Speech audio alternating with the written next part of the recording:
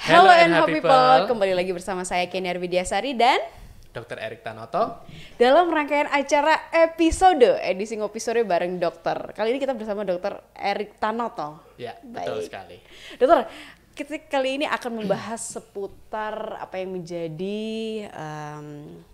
berita duka sebenarnya dok ya. Beberapa hari yang lalu kita kehilangan salah satu komedian di Indonesia yang sudah legend, yang mana indikasinya adalah stroke. Ya. Baik dokter, mumpung ada dokter Erik Tanoto, kita akan mengulik sederhana mengenai stroke itu seperti apa, gejalanya bagaimana, kemudian penyebabnya apa, dan bagaimana cara kita bisa menangani dengan tepat penyakit stroke ini dok ya. Baik dokter, kalau stroke sendiri itu apa sih dok? Baik, stroke itu sendiri merupakan suatu gangguan aliran darah di otak yang biasanya tandanya paling sering ditandai dengan kelemahan atau kesemutan atau gangguan sensasi pada salah satu sisi tubuh. Ya. Oke.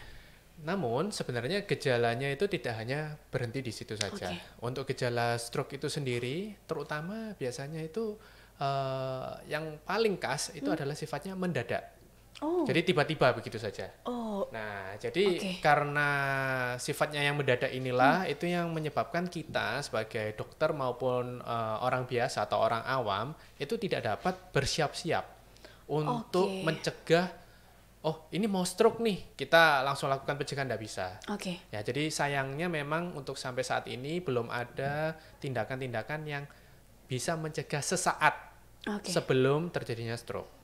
Baik dokter, Ya. beberapa hari yang lalu kita sempat dihebohkan dengan berita duka. Kita kehilangan salah satu legendaris komedian di Indonesia, yakni Mat Solar. Ya. Nah, kronologi meninggalnya itu sendiri pun disebabkan karena stroke ya dokter Ya, ya, kalau betul. kita tidak salah. Nah, itu artinya kita harus aware dengan stroke itu sendiri ya dok ya. Menurut Betul. dokter, semenyeramkan apa sih dok stroke itu? Baik, jadi stroke itu sendiri memang sangat menyeramkan ya, karena sifatnya itu ya mendadak itu tadi. Oke. Ya, jadi kita tidak bisa menerka atau kayak memperkirakan kapan sih orang itu akan terkena stroke. Oke. Seperti itu. Jadi karena sifatnya yang tiba-tiba itu sendiri itu juga merupakan salah satu kasus emergensi atau gawat darurat paling sering yang diterima oleh dokter-dokter spesialis saraf. Seperti itu. Dan stroke itu sendiri juga merupakan salah satu penyakit dengan angka kecacatan tertinggi nomor 2 di dunia. Oke. Seperti itu. Baik. Dan juga merupakan salah satu angka tertinggi ya kematian di Indonesia. Stroke ya dok. Stroke Ya? itu sendiri. Nah, stroke itu sendiri memang seperti yang kita tahu ya, kita semua itu sudah tahu karena ada banyak ya apa media-media informasi yang zaman sekarang ya, Instagram, Facebook, mana-mana itu. Stroke itu kan ada 2 macam, stroke yang penyumbatan dan stroke yang perdarahan. Baik. Nah, kalau untuk dilihat dari tingkat berbahayanya, memang stroke yang perdarahan itu jauh lebih berbahaya dibandingkan stroke yang penyumbatan. Karena sifatnya itu dia karena ada perdarahan yang banyak, dia mengisi otak, terus lama-lama dia bisa menekan ke bagian-bagian penting dari otak dan akhirnya menyebabkan kematian. Oke. Sedangkan kalau stroke yang penyumbatan memang tidak seberbahaya dari perdarahan, namun menimbulkan kecacatan yang tinggi. Oke. Seperti itu. Jadi karena kecacatan yang tinggi ini pula itu menyebabkan pasien-pasien itu menjadi kayak semacam semakin kurang beraktivitas, tidak mau beraktivitas, depresi dan lain-lain yang akhirnya menyebabkan resiko untuk terkena serangan stroke berulangnya itu juga semakin tinggi. Oke, nah setelah kita ini berdasarkan kita kan sebagai dokter saraf kan banyak penelitian-penelitian ya ilmu-ilmu seperti itu. Dan biasanya kalau stroke ini serangan berulang, itu semakin lama itu cenderung semakin berat. Jadi kalau misalnya awalnya itu, oh ini stroke-nya cuman gejalanya ringan saja nih, cuma bisa angkat sedikit, atau lemasnya cuma sedikit, bicaranya cuma pelos sedikit. Nah kalau dia serangan stroke ulang, dia bisa menjadi lebih berat lagi daripada yang pertama. Seperti itu. Nah kalau misalnya dia bisa mengganggu saluran-saluran atau jalan-jalan makanan, jalan-jalan nafas yang penting. Nah, itu bisa akan menyebabkan kematian ataupun ya seperti itu. Karena hal-hal seperti itu juga akan mengganggu fungsi-fungsi penting dari organ tubuh kita seperti organ pernafasan, organ jantung dan lain-lain. Oke, dokter. Berarti kan kalau memang penyebabnya itu adalah mungkin salah satunya juga kurang olahraga ya dok ya. Berarti itu bisa terjadi juga pada anak muda ya dok? Iya betul sekali.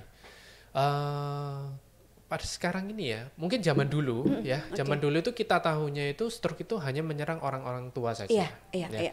Sekarang karena perubahan lifestyle ya, perubahan pola hidup, pola makan ya dari tahun ke tahun, makin sekarang milenial, Gen A, Gen Z dan lain-lain ya, Gen Alpha, Gen Beta. Nah, pola makan pun juga akan berubah dan itu juga akan mempengaruhi bagaimana metabolisme baik dari gula maupun kolesterol dan lemak di dalam tubuh kita yang akan menyebabkan suatu faktor-faktor resiko dari stroke itu sendiri.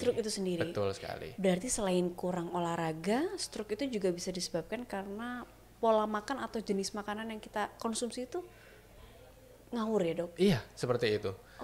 Jadi mungkin karena zaman dulu ya, ini zaman dulu biasanya itu menyerang pada pasien-pasien yang usianya sudah lansia. Ya, biasanya umur 60 tahun, 50 tahun ke atas ya. Itu karena biasanya karena pola hidupnya, aktivitasnya sudah mungkin banyak merokok gitu kan, makannya sudah mulai tidak terkontrol seperti itu kan. Nah, sekarang sudah mulai bergeser nih ke anak muda karena juga mungkin olahraganya bagus tapi makannya tetap ngawur seperti itu. Nah, itu akan menyebabkan gangguan-gangguan metabolisme itu sendiri ya, yang akhirnya menyebabkan faktor-faktor resiko dari stroke itu akan mulai muncul. Nah, itu akan menyebabkan yang pada akhirnya stroke pada usia muda itu sendiri juga. Baik dokter. Berarti yang menjadikan stroke itu adalah sangat menyeramkan itu ketika memang dia bisa terjadi mendadak, betul. Mendadak dokter ya, yang kita tidak bisa mengantisipasi atau gejalanya kita tidak merasakan, tiba-tiba stroke aja. Betul. Jadi stroke itu kayak kita ini lagi misalnya lagi masak, lagi mandi atau misalnya ya lagi di kamar mandi, tiba-tiba kena serangan stroke begitu saja. Nggak ada angin, nggak ada apa, nggak ada kayak kayak warning tertentu, nggak ada. Tiba-tiba langsung begitu saja. Nah, tapi sekarang itu kita kan dunia itu semakin maju ya. Jadi kan banyak pemeriksaan-pemeriksaan yang bisa kita lakukan untuk mencegah nih. Ini faktor-faktor resikonya kan kita sudah mulai tahu nih apa aja kan sekarang. Nah, itu sekarang kita bisa lakukan pemeriksaan-pemeriksaan tertentu supaya mencegah jangan sampai terjadi stroke. Nah, kemudian tadi kita sempat bahas ya stroke pada usia muda juga. Ya, selain faktor-faktor resiko itu sendiri, stroke pada usia muda itu juga bisa sangat dipengaruhi oleh gangguan pembuluh darah di otak itu sendiri. Ya, gangguan-gangguan ini itu memang terbentuk pada usia muda. Yang semakin bertambah umur, gangguannya akan semakin nyata.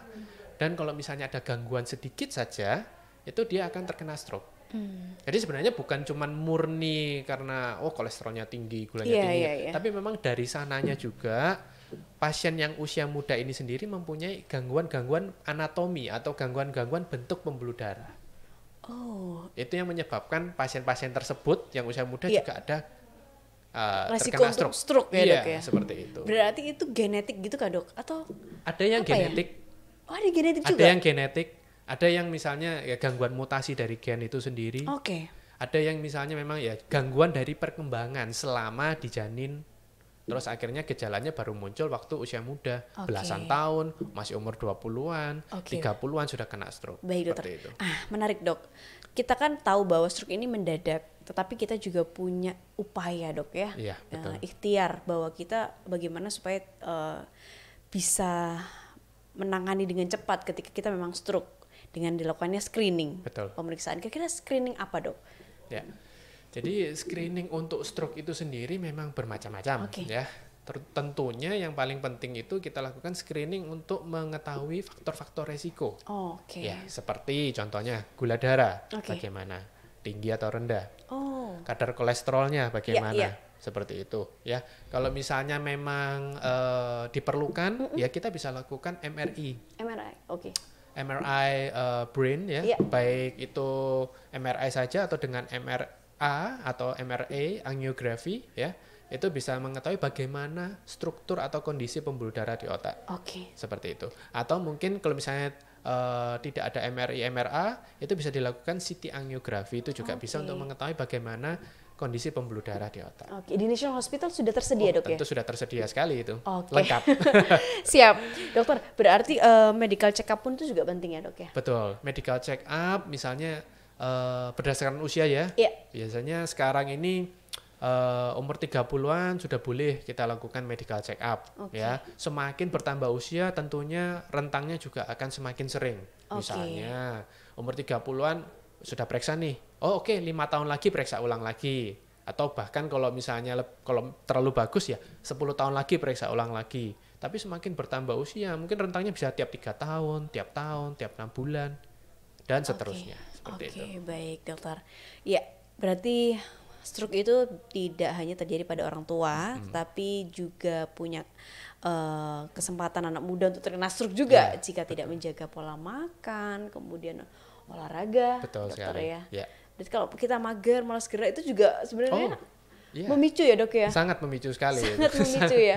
Jadi kayak mager ya atau malas gerak itu sendiri ya, itu akan menyebabkan metabolisme tubuh kita itu akan menurun.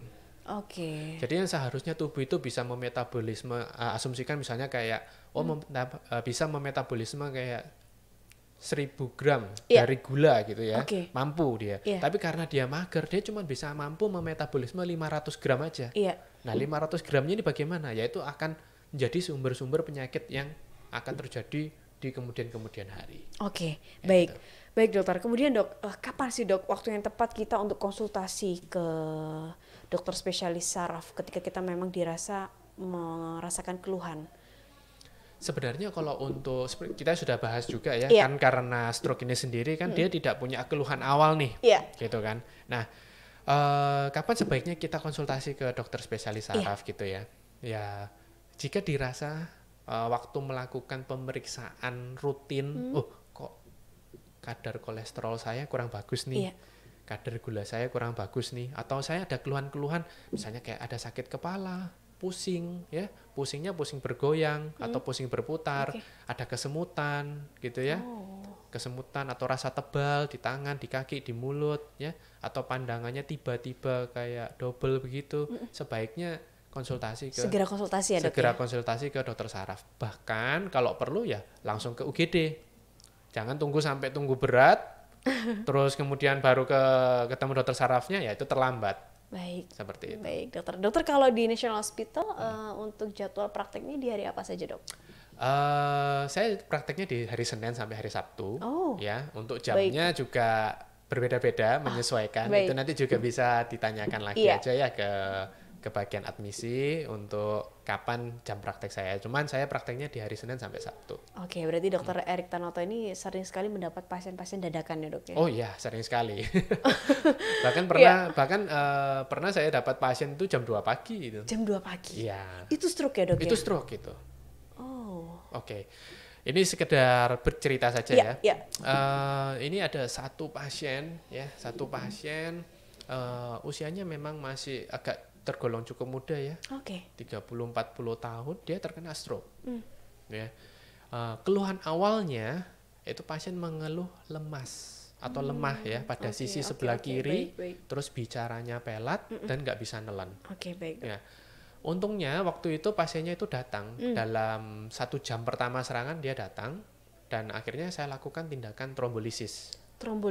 Ya. Baik. Nah, dengan dilakukan tindakan trombolisis itu sendiri juga ya dalam waktu 12 jam ya sudah kelihatan hasilnya.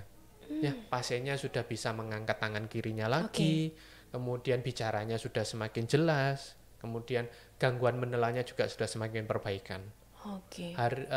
Dalam beberapa hari perawatan itu sudah jauh lebih perbaikan, bahkan bisa berjalan sendiri, bisa beraktivitas sendiri.